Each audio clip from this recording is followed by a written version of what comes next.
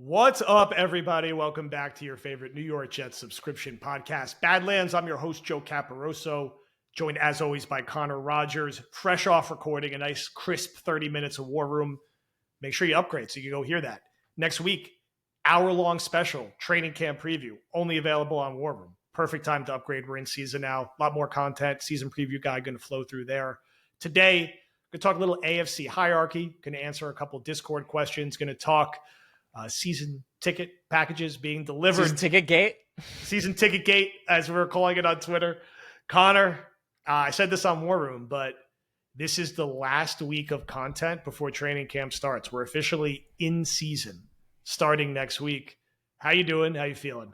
Great. You love it when everybody starts to arrive back for camp. We get a little bit in the rhythm of actual football going on. It feels like you kind of blink and they're playing a preseason game. And everybody's just dying for a preseason game. And then after the second preseason game, everybody's over it and wants real football, and on it goes. It's kind of like give a mouse a cookie situation. So it's great though. I mean, it has been all in all a calm summer for the Jets in a sense. Like there's a faction of people that spent their summer talking about Aaron Rodgers' trip. But for the actual level of, DEF CON for the actual organization and team winning football games, it has been low event. Knock on wood, none of the stars have gotten in trouble. They got to figure out this contract with Reddick. They got to win football games. We will get there eventually. But overall, it's close to what you could ask for from a June and the first half of July. So let's just appreciate that right now. I agree. Yeah, there's been, a couple minor things, and we'll keep our eye on the Reddick situation. We're not going to our date on our Badlands panic date is August 1st. We're not going to panic before then. So still got a little time. I'm not worried about Corley's situation. I think it's very early camp, that last week of July. August is the meat and potatoes, and we want a clean, healthy preseason, joint practices, keep it moving. Now, we look at the AFC. My guess is, Buffalo is still going to be most people's favorite. Miami also going to be a popular pick. The Jets will be picked somewhere, right? It's a pretty they're tightly bunched together in terms of expectations of being able to win that division. I think each of those teams is broadly thought to be able to win between, 9 and 11 games, maybe 9 and 12 games. Chiefs are going to be the favorite in the AFC until proven otherwise. I think a lot of people will be on the Bengals and Texans. Bengals getting Burrow healthy. Texans kind of really went for it this offseason, coming off, being a nice surprise story last year. I guess most people will probably have the Jets ranked between maybe 5th and 7th in the AFC, depending on your flavor. Like the Chiefs will be ahead of them consistently. The Ravens will be ahead of them consistently. Right. The Bills probably still betting favorites for the division, but that gap has gotten a little tighter. Yeah, I think it's it's a pretty tightly packed together conference. The Jets still need to do it, but based on just on paper talent, they're certainly one of the 7 best teams in the conference. I think it's fair to say they're one of the 5 best teams in the conference, depending on how you feel about Aaron Rodgers. I mean, let's say the Chiefs are 1 and maybe you don't have them 1. Like, what is your top? Let's just stay with 7 because 7 teams make the playoffs. What are your top 7 teams in the AFC going into training camp? Yeah. So look at it, from last year. You nailed it. Chiefs won the Super Bowl. Let's just be honest with that. Yep. The Chiefs have to be on there. I don't think after that we need to get into a direct order. Although I'd put the Ravens second pretty comfortably. Yep. I'd comfortably put the Ravens. Trust the infrastructure. They're always there. Infrastructure, MVP quarterback, good coaching. They're the Baltimore Ravens. Like this, you don't have to overthink this one. So Chiefs, Ravens for sure. The Bills have to be in there. They have to be in there. You could think whatever you want of the Bills offseason, and not a lot of it was great. But I do think there's some things quietly going their way. I thought their offense was more of a structured group rather than funneled through one player when they made the change. I think Dalton Kincaid's going to be really good. I'm not a big believer Keon Coleman can carry the number 1 wide receiver of volume they might expect of him early on, but the Bills have to be in there. So that's 3 of the 7. But you know what the weirdest one is, Joe? The Browns. They are the Yep. strangest one.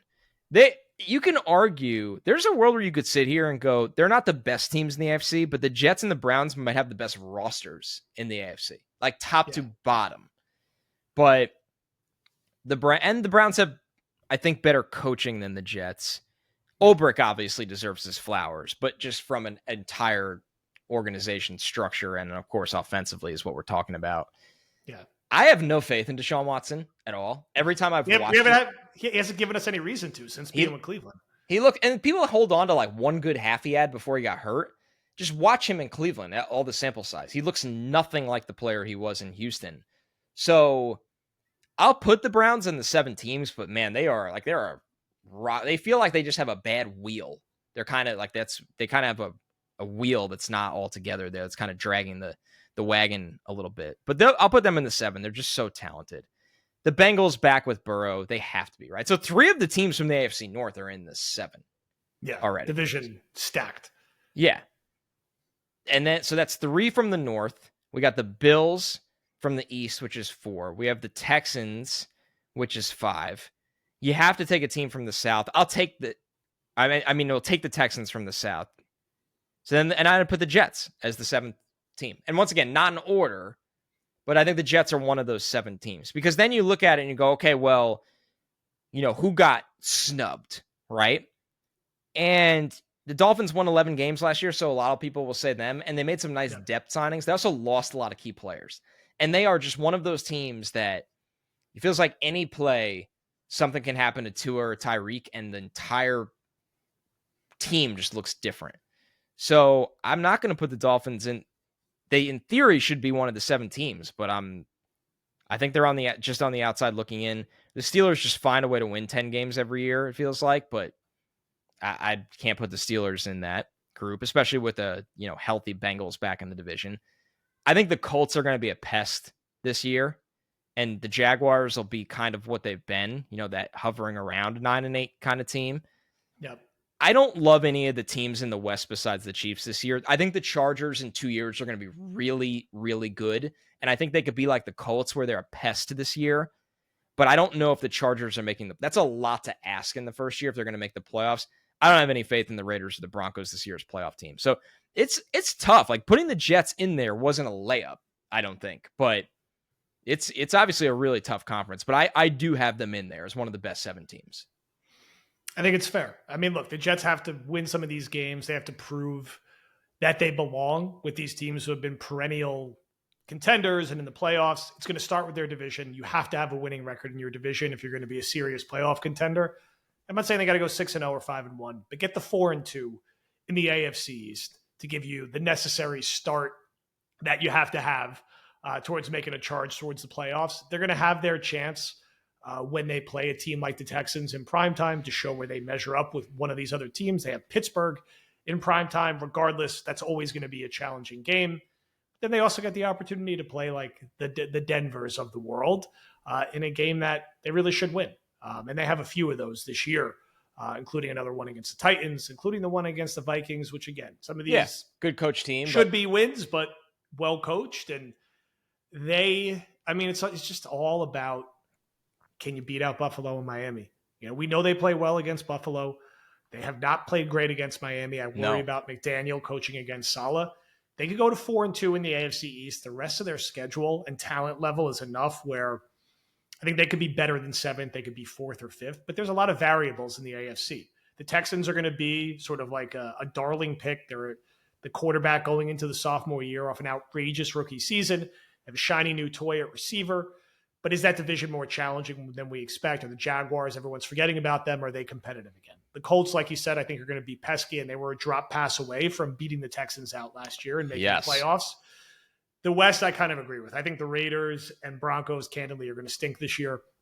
The Chargers are going to be tough, but I don't think they're going to be the full Harbaugh Chargers for a bit. Anytime. Yeah, and the North, they're going to beat each other up, right? They're going to beat the hell out of each other.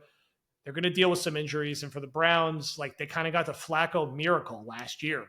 If that doesn't happen and Watson's missing time again, are they really running away with a playoff spot in any direction? So if you're the Jets, man, you handle your business in the division. You don't have letdowns. Like, you win the games that you need to win. And I'm thinking in particular of like this trio of early season games where Titans, Broncos, Vikings. If you can handle your business there and like go 3-0 or even 2-1's not a disaster, the rest of everything kind of falls into place. You got your game against the Cardinals. You got a couple games against the Patriots. The Rams, Seahawks games, not easy, but like you're not looking at the rest of your NFC West games and being like, oh, like we're like screwed in those games. These are all like really tough matchups for us. We know the deal with the Niners week 1, but and you want the Rams late. You want the Rams team that's old in some places late. Yeah, I mean, you piece it together, right? We go 4-2 in the AFC East. You go 2-2 in the NFC West, which seems reasonable enough. That puts you at 6-4. You win that 3 that we talked about against teams that really shouldn't be that good. You know, that gets you to 9-4. And then for your remaining 4, even if you're just 2-2 in them, some of the more challenging ones that break through, like the Texans game, you're 11-6 right there. So it seems so easy on paper, right? The Jets are, of course, going to lose games we don't, expect them to. They're going to win games we probably don't expect them to. Of course. There's a path to 11-6 without doing anything outrageous if you look at their opponents this year. I think also, I took a really long time to go through the 7 teams before. If you want a simplified way to do that, you ask yourself 2 questions, in my opinion. Do the Jets have a top 5 quarterback in the AFC, and do they have a top 5 defense in the AFC? The defense you don't have to think about. You go, yes, they have a top 5 defense in the AFC. They might have the top defense in the AFC. They got to earn that, but they have a chance to be the best defense in the AFC. When you go through the quarterbacks, okay, Josh Allen, without a doubt. Lamar Jackson, without a doubt. Joe Burrow, Patrick Mahomes. Like, I'll put those 4 right there. We said this, before, and it might have been on War Room. I still put a healthy Rodgers over Stroud. Stroud's going to get there. He looks awesome. But I'm still going to take, if I need one game this year, I'm still going to take Rodgers right now. So if Rodgers is the 5th guy and the Jets have a top 5 defense, they can't be one of the best 7 teams.